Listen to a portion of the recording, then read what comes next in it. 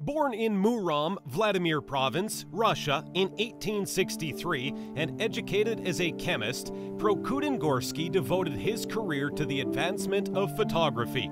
He studied with renowned scientists in St. Petersburg, Berlin, and Paris.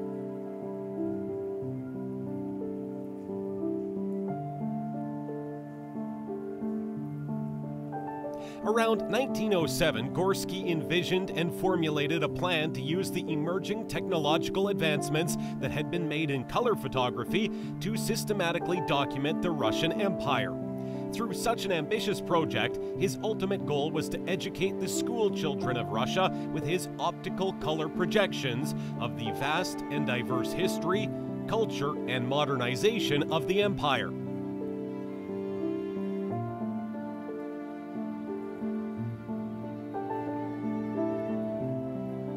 Outfitted with a specially equipped railroad car darkroom provided by Tsar Nicholas II, and in possession of 2 permits that granted him access to restricted areas and cooperation from the empire's bureaucracy, Gorsky documented the Russian Empire around 1907 through 1915.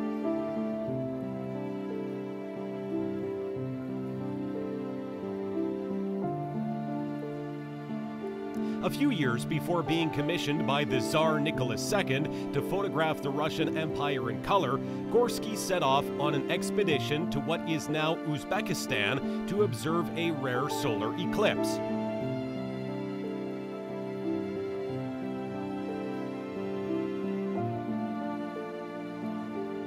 The long trip to Uzbekistan failed in its main goal after cloud cover blocked any sights of the solar eclipse, but the journey was not a waste of time.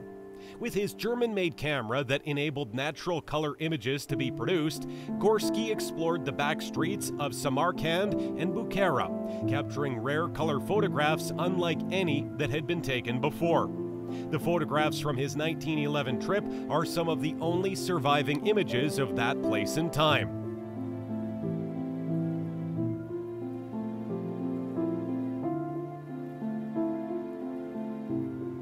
Gorsky used a camera designed by Adolf Meath. For each image, there existed 3 negatives of identical size, made of glass and covered with the special composition invented and patented by Prokudin Gorsky himself. These negatives were made with the help of 3 glass filters that were installed in the camera. They were responsible for blue, green, and red color spectrums. When the 3 images were sandwiched together and had red, green, and blue light shone through them, a color image could be projected.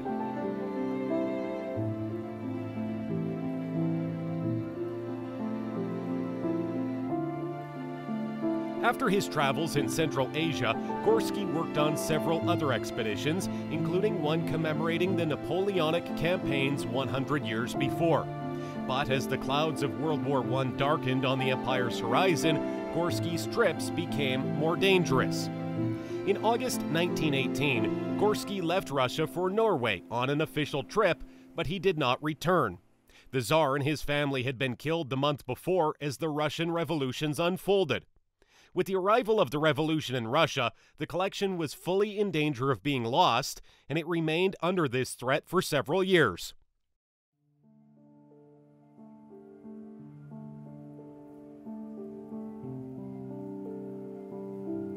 He was able to receive permission to export its most interesting portion. Excluded generally were photographs that had a strategic significance, which was of little interest to the broad public, and pictures taken throughout Russia in various locations. In 1948, 4 years after Gorsky's death, his heirs sold what remained of his collection to the Library of Congress. The collection contained 14 catalog albums and 1,902 triple glass negatives.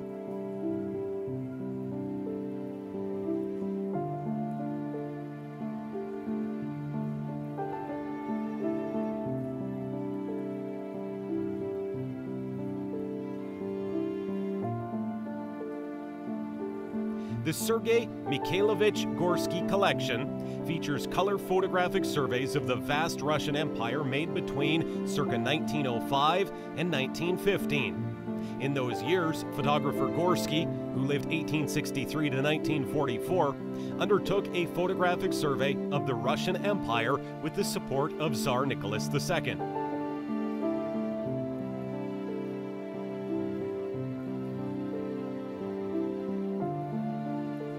He used a specialized camera to capture 3 black and white images in fairly quick succession using red, green, and blue filters, allowing them to later be recombined and projected with filtered lanterns to show near true color images.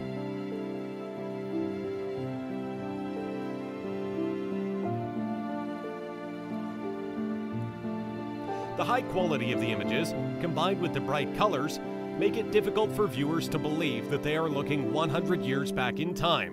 When these photographs were taken, neither the Russian Revolution nor World War I had yet begun.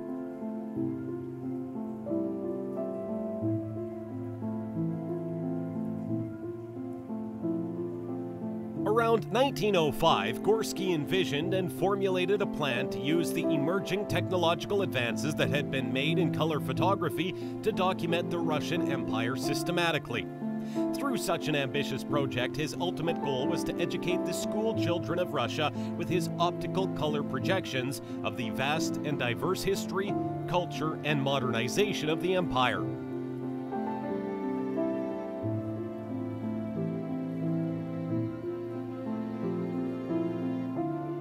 Outfitted with a specially equipped railroad car darkroom provided by Tsar Nicholas II, and in possession of 2 permits that granted him access to restricted areas and cooperation from the empire's bureaucracy, Gorsky documented the Russian Empire around 1909 through 1915. He conducted many illustrated lectures of his work.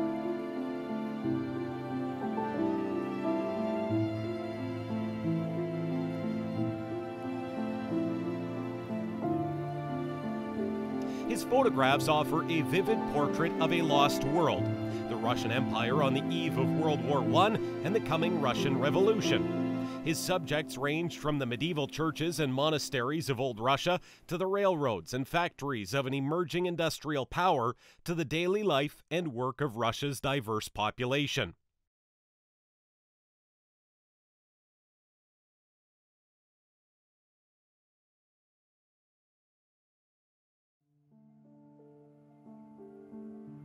It has been estimated from Gorsky's personal inventory that before leaving Russia, he had about 3,500 negatives. Upon leaving the country and exporting all his photographic material, about half of the photos were confiscated by Russian authorities for containing material that seemed to be strategically sensitive for wartime Russia.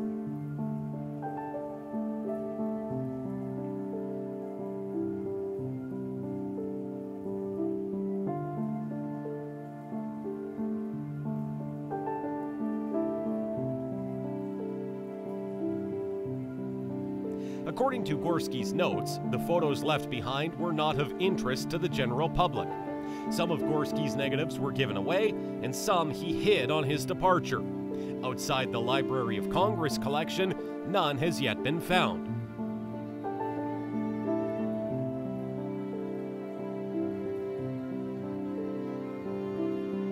By Gorsky's death, the Tsar and his family had long since been executed during the Russian Revolution, and communist rule had been established over what was once the Russian Empire. The surviving boxes of photo albums and fragile glass plates the negatives were recorded on were finally stored in the basement of a Parisian apartment building, and the family was worried about them getting damaged.